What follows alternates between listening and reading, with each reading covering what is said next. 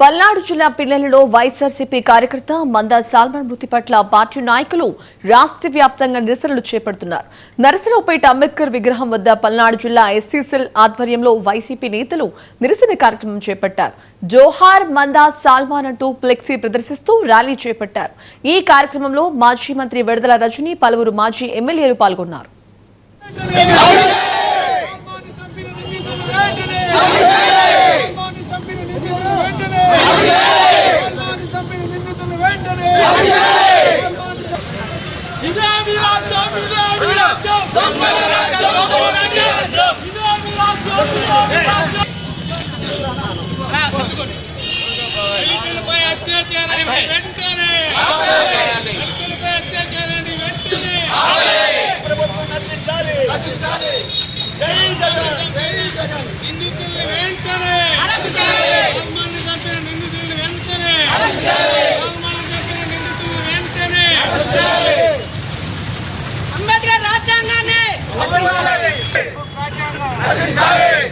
ఈ ఇన్సిడెంట్ జరిగిందని పోలీసులకు అతని బంధువులు ఫోన్ చేసి చెప్తే పోలీసులు ఫోన్లో ఏం మాట్లాడుతున్నారు, అతనితో ఎవరు రమ్మన్నారు, ఎందుకు వచ్చారు, ఊళ్ళోకి మీరు రావద్దు కదా అని చెప్పి పోలీసులు ఈ విధంగా స్పందించారు. ఎంత బాధాకరం అండి, ఎంత దారుణం పోలీసులు ఈ విధంగా స్పందించడము. లా అండ్ ఆర్డర్ కాపాడాల్సినటువంటి ఇలా పోలీసులు ఇప్పటికే పిన్నెలి గ్రామంలో ఎలక్షన్ అయిపోయిన దగ్గర నుంచి ఈ 18 నెలల కాలంలో 200 మంది పైగా కుటుంబాలు బయట ఉంటే మరి ఎవరు రమ్మన్నారు అని చెప్పి ఇతన్ని ఎవరు రమ్మన్నారు అని చెప్పి వాళ్ళ బంధువులతో ఈ విధంగా మాట్లాడుతున్నారు అంటే లా అండ్ ఆర్డర్ కాపాడాల్సినటువంటి పోలీసులే ఇలాంటి హత్యల్ని, ఇలా గుండాల్ని, ఇలాంటి రౌడీజాల్ని ప్రోత్సహిస్తున్నారా అని మనకు అర్థమవుతా ఉంది. చంద్రబాబు నాయుడు గారు వచ్చిన దగ్గర నుంచి కూడా పొలిటికల్ గవర్నెన్స్ పక్కన పెట్టి రెడ్ బుక్ గవర్నెన్స్ పూర్తి స్థాయిలో కూడా ఇప్పటి వరకు కూడా పూర్తి స్థాయిలో అమలు చేస్తూ ఉన్నారు. మరి మా పల్నాడులో అయితే ఎక్కువ, ఎందుకంటే గవర్నమెంట్ పోయిన తర్వాత చూసాం నడి రోడ్డు మీద వినుకొండలో రషీద్ ఏ విధంగా నరికి హత్య చేశారో మనం చూసాము. ఇలా అనేక ఎగ్జాంపుల్స్ రాష్ట్రంలో ఉన్నాయి, కొనసాగుతూనే ఉన్నాయి. ఇప్పుడు ఈ ముందా సాల్మన్ని కూడా మనం చూసాము ఏ విధంగా హత్య చేశారో. అంటే పోలీసులు లా అండ్ ఆర్డర్ని పూర్తిగా కూడా వాళ్ళ చేతుల మీదకి తీసుకొని ఏ విధంగా ప్రవర్తిస్తున్నారు అనే విషయాన్ని రాష్ట్ర ప్రజలందరూ కూడా గమనిస్తూ ఉన్నారు. ఏంటి ఈరోజు పల్నాడులో రెడ్ బుక్ రాజ్యాంగం స్టాన్ఫోర్డ్లో చదివాడంట లోకేష్ బాబు గారు. మరి ఇంగ్లీష్ వచ్చింది కదా, అంబేద్కర్ గారి రాజ్యాంగం చదవచ్చగా ఒకసారి. ఏం రాశాడు, ఎందుకు రాశాడు, విభిన్న కులాలు, జాతులు, మతాలు ఈ సువిశాలమైన భారతదేశంలో హాయిగా బ్రతకాలని చట్టాలు చేస్తే రెడ్ బుక్ పట్టుకొని తిరుగుతున్నాడు పని బాటలాక. ఆ రెడ్ బుక్ వల్లే ఈరోజు గ్రామాల్లో హత్యలు. పిన్నెల్లి గ్రామంలో 18 నెలల నుంచి అసెంబ్లీ కౌంటింగ్ అయిన రోజు నుంచి 200 కుటుంబాల్ని ఊరి నుంచి తరిమేసి మైనారిటీలు, ఎస్సీలు, బీసీలు, నాయకులే కాదు, కార్యకర్తలే కాదు, బిడ్డలు, చిన్నపిల్లలు, ఆడవాళ్ళు అందరినీ తరిమేశారు ఊరి నుంచి. అసలు ఎక్కడన్నా చూసామా? పెద్ద పెద్ద ఫ్రాక్షన్, బాంబు దాడులు, నక్సలిజంలో కూడా ఎప్పుడు ఆడవాళ్ళ జోరికి, పిల్లల జోరికి పోలేదు.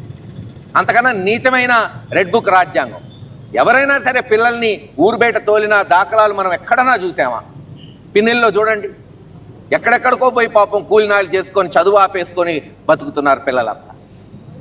ఈరోజు ఒకడు పాపం భార్యకేదో బాగాలేకపోతే చూడ్డానికి సాల్మన్ గారు ఆ ఊర్లోకి వెళ్తే ఊర్లోకి వస్తావా అని కొట్టి చంపారు. అక్కడ గురజాల ఇన్ఛార్జి మహేష్ రెడ్డి గారి దగ్గరుండి గుంటూరు జనరల్ హాస్పిటల్ నుంచి కూడా అంబులెన్స్లో తీసుకువెళ్తే అనేక చోట్ల ఆపి, అంటే మృతదేహాన్ని దాన సంస్కారాలకు కూడా చేసుకోకుండా ఆపే కార్యక్రమం ఇదేమి రెడ్ బుక్ రాజ్యాంగం అర్థం కావట్లేదు. మాట్లాడితే లోకేష్ రెడ్ బుక్ రాజ్యాంగం, రెడ్ బుక్ రాజ్యాంగం. ఇదేనా రెడ్ బుక్ రాజ్యాంగం అంటే? మనుషుల్ని చంపటం, చంపిన వాళ్ళని కనీసం దాన సంస్కారాలు కూడా చేయనీయకుండా వాళ్ళని ఆపివేయటం చాలా దారుణమైన సంస్కృతి. ఒకటే తెలుసుకున్నాం, వైఎస్ఆర్ కాంగ్రెస్ పార్టీ జగన్మోహన్ రెడ్డి గారు నేరుగా నిన్న ఆ కుటుంబ సభ్యులతో మాట్లాడటం జరిగింది. 5 లక్షల రూపాయలు ఎక్స్గ్రేషియో ప్రకటించడం జరిగింది.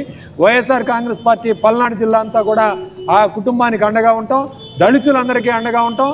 పార్టీ ఖచ్చితంగా ఎవరైతే దోషులున్నారో వాళ్ళని 24 గంటల్లో అరెస్ట్ చేయాలి.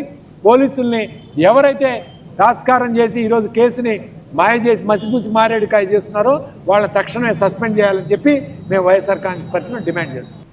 ఇప్పుడు జగన్మోహన్ రెడ్డి గారు 5 లక్షల రూపాయలు ఆ కుటుంబానికి సహాయం అందించాడు తక్షణమే. ఈ ప్రభుత్వం కనీసం కూడా ఎంపీ గారు, ఎమ్మెల్యే గారు ఇక్కడున్న పల్నాడు నాయకులు అందరూ ఉన్నారు, ఎమ్మెల్యేలు అందరూ మినిస్టర్ హోదా అని చెబుతుంటారు. ఈ హోదాలు ఉన్న వాళ్ళంతా కూడా ఆ కుటుంబానికి ఎక్కడైనా కనీసం సాటి మనిషిగా సహాయం చేయగలిగారా? లేదు. మనుషుల్ని మనుషులుగా చూడట్లేదు ఈ కూటమి ప్రభుత్వం. మనుషుల్ని పశువుల్లా కంటే హీనంగా చూస్తున్నారు. మరి అలాంటి పాలన ఈరోజు ఈ పల్నాడు ప్రాంతమే కాదు, ఈ రాష్ట్రంలోనే అన్ని విధాల లా అండ్ ఆర్డర్ అనేది ఎక్కడా లేదు. పోలీసులు ఎక్కడా పనిచేయట్లేదు. అదర్ రాష్ట్రాలతో పోలిస్తే మన పోలీసు వ్యవస్థ జీరో అని పెద్ద పెద్ద సర్వేలు కూడా చెప్తున్నటువంటి పరిస్థితి. కేంద్ర ప్రభుత్వం కూడా చెప్పింది ఈ ఆంధ్ర రాష్ట్రంలో ఉన్న పోలీసు వ్యవస్థ జీరో అని. ఈ విధమైనటువంటి పోలీసు వ్యవస్థ ఉన్నంతకాలం సల్మాన్ చనిపోయాడు, మొన్న రషీదు వినుకొండలో అదేవిధంగా అమానుషంగా చంపారు. అలా చూస్తే వందల కొద్ది వేల కొద్ది ఆ గ్రామంలో దాదాపు ఎలక్షన్ అయిపోయిన కాడి నుంచి 200 కుటుంబాలు గ్రామం విడిచిపెట్టి వెళ్లాల్సిన పరిస్థితి. మరి అతని భార్యకి బాగోకపోతే చూడటానికి వస్తే మరి కొంతమంది వ్యక్తులు అతన్ని దారుణంగా కొట్టి అక్కడ పడేయటం జరిగింది. ఈ సిచ్యువేషన్ని మరి పోలీసులకి డిపార్ట్మెంట్ వారికి తెలియజేస్తే పైపొచ్చి వాళ్ళు ఎందుకు వచ్చారు మీరు ఈ గ్రామంలోకి అనే ఇంకా వాళ్ళనే బెదిరించి వాళ్ళ మీద కేసు పెట్టడం జరిగింది. ఇంత దారుణాలు జరుగుతున్నాయి ఈ కూటమి ప్రభుత్వంలో. ఇప్పటికైనా కనువిప్పు కావాలి. జగన్మోహన్ రెడ్డి గారు లేకపోతే ఈ రాష్ట్రంలో ఎన్ని అరాచకాలు జరుగుతున్నాయో, గూండాయిజం జరుగుతుందో, ఈ పోలీస్ డిపార్ట్మెంట్ వారు ఎంత దౌర్జన్యాలు చేస్తున్నారో ఒకసారి మీరు ఈ సల్మాన్ హత్య ద్వారా మీ ద్వారా తెలియజేయడం జరుగుతుంది. ఇప్పటికైనా ఆ హత్య చేసిన వాళ్ళని ఇమీడియట్గా వాళ్ళని శిక్షించాలి, వాళ్ళకి ప్రోత్సహించిన వాళ్ళని శిక్షించాలి. డిపార్ట్మెంట్